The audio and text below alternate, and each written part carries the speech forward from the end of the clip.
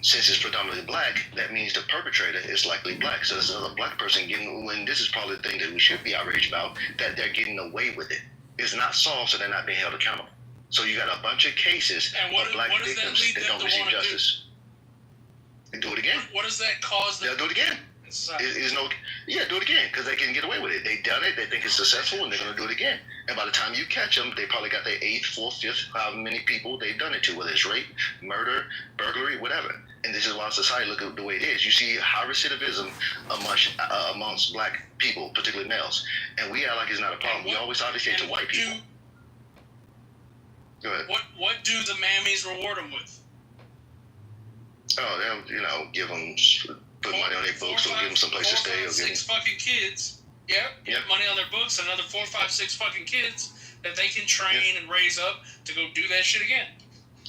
That's all like this whole craziness with the migrant situation during Biden. Like when they were running town halls in southern Chicago, these predominantly black neighborhoods were screaming about these people are causing issues, right? Not just the illegal migrants, but they were screaming about other things that were happening in their community. That's why the Chicago mayor only has 72% approval rating, whatever it is. But they're yelling about not white people, they're yelling about other minorities that are inflicting harm in their community. Not just the schools, not just the petty crime, not just the murders. These are people in town. You can look it on YouTube. There's plenty of videos of it in South Chicago. People who are very mad about that type of situation. So it exists for sure. So another area where white people are overrepresented in addition to child sex crimes is property crime. White people are overrepresented per capita in property crime. It's 58% of the population. White people commit 63% of property crime. Whoa.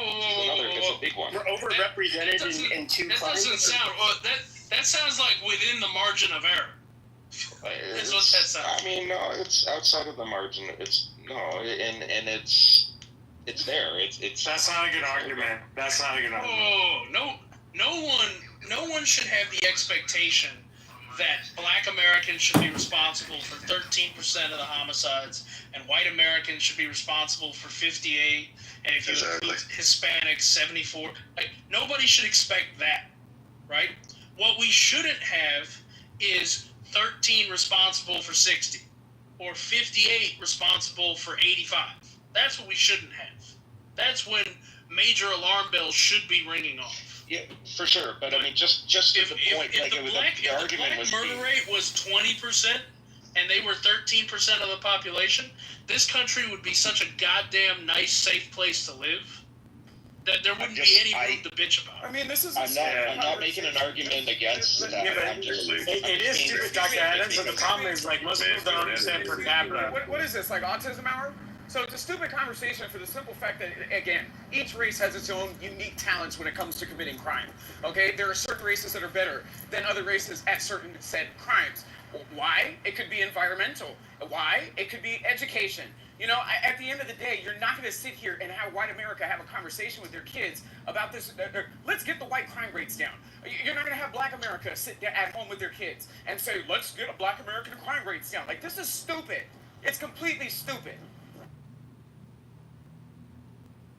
I wasn't making an argument about anything other than just laying out the facts, because there was just so we're on the same page there, because there was some pushback made earlier by every time we've held a worldwide murder competition,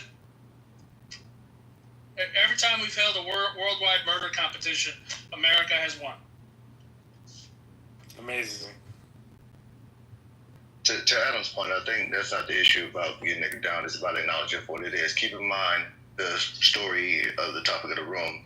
If this was the opposite, of course it'd be endless coverage, is that the group that claims that they don't want to be victims of white supremacy, oppression, brutality, etc., are the ones that's typically committing it amongst themselves into other groups.